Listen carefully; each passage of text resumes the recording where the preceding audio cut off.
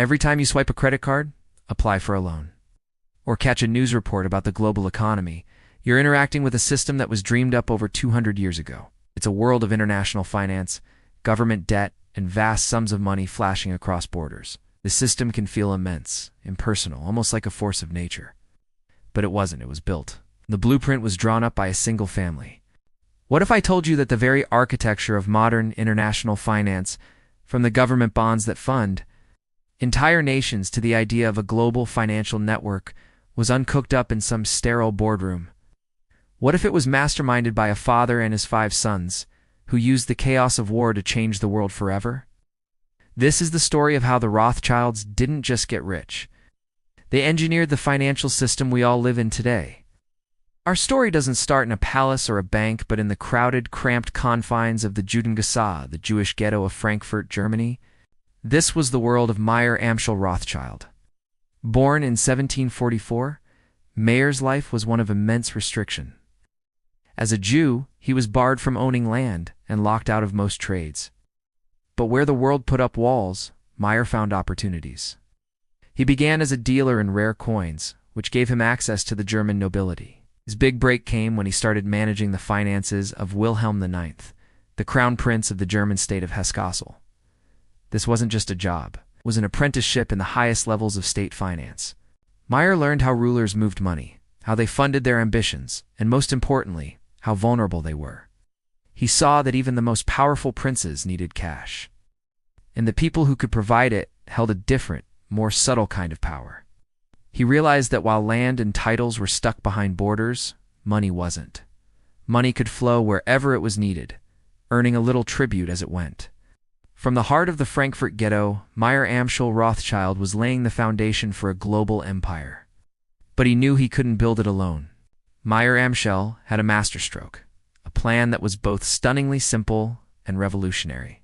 He had 5 sons, and he saw them not just as his heirs, but as his partners, his lieutenants in a continental conquest. He trained them all in the family business, then sent them out to establish branches in the 5 most important financial capitals of Europe. Amschel, the eldest, stayed in Frankfurt to anchor the home base. Salomon went to Vienna, the heart of the powerful Habsburg Empire. Karl headed to Naples, the gateway to the Mediterranean. James, the charismatic youngest, was sent to conquer Paris, and Nathan, arguably the most brilliant and aggressive of the 5, was dispatched to London, the world's fast-emerging financial superpower. Individually, they were just skilled bankers. But together, they were something new. A financial hydra, single firm operating across 5 countries. They weren't just a family. They were the first truly international banking network. But their real genius wasn't just in money, but in information. They set up a private network of couriers, agents, and even carrier pigeons that was faster and more reliable than any government's. A message from Paris could reach London hours, or even days, before an official state dispatch. This meant they knew the outcome of diplomatic talks and the shifts in political winds before anyone else. They were building a private central nervous system for Europe's money, and it was about to face the ultimate test. As the 19th century began, Europe was consumed by the Napoleonic Wars. Nations were on the march, and war, then as now, was brutally expensive. Governments were desperate for cash to pay soldiers and buy weapons. This chaos was the Rothschilds' calling. During this period, the family's London bank took a leading part in managing and financing the subsidies that the British government sent to its allies. Nathan Rothschild, based in London, became a key player in almost single-handedly financing the British war effort. He took on the colossal task of funding the Duke of Wellington's armies fighting on the continent. Now, this wasn't as simple as writing a check. Napoleon's blockade made shipping gold from England nearly impossible. While the British government struggled, Nathan used his family's network to outsmart the blockade.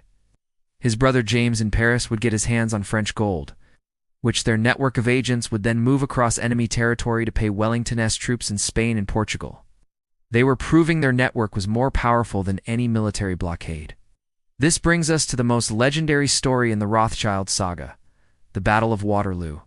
The legend goes that through their private couriers, Nathan Rothschild knew Napoleon had been defeated a full day before the government's own messengers arrived.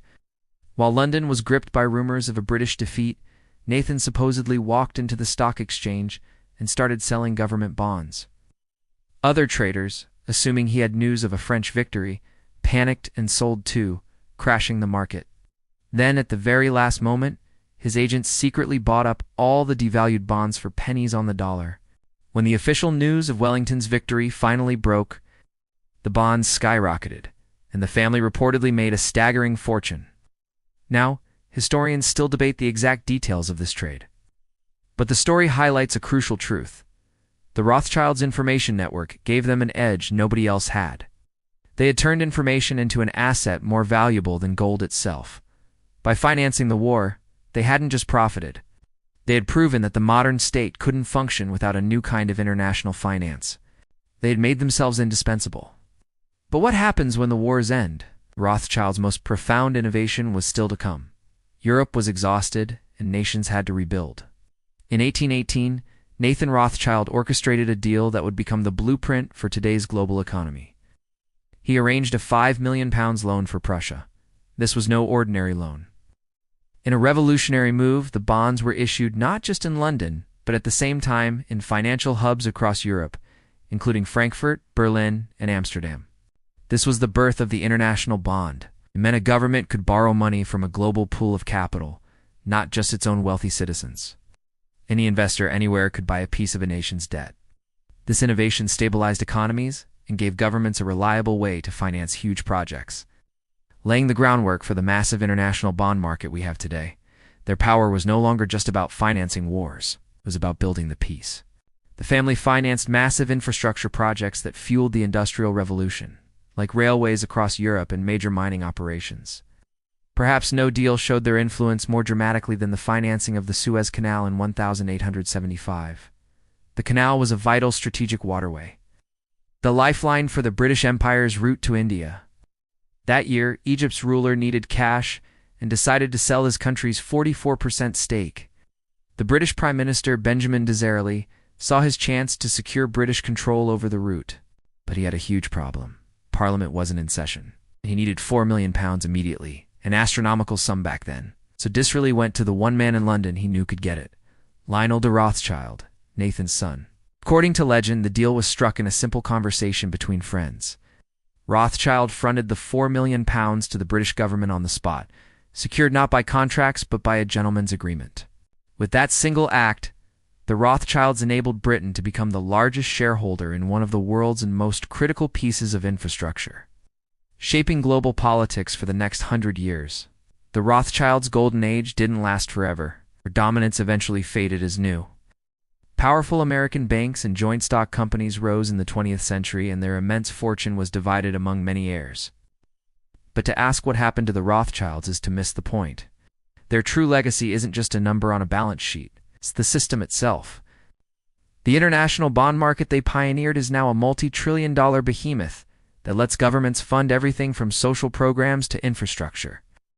The principles of cross-border finance they developed are used every single day by investment banks. Their early use of information as a financial weapon set the stage for the high-speed, data-driven markets of the 21st century. The network of 5 brothers acting as one became the model for the modern multinational bank, with offices spanning the globe. They helped create a world where capital, not just kings, held power. They showed that finance could be a force that transcends borders, wars, and governments. So, the next time you see the churning numbers of the global stock market, or read about a government raising billions on the international market, remember that the DNA of that system was written 2 centuries ago. It was dreamed up by a man in a German ghetto and put into action by his 5 sons.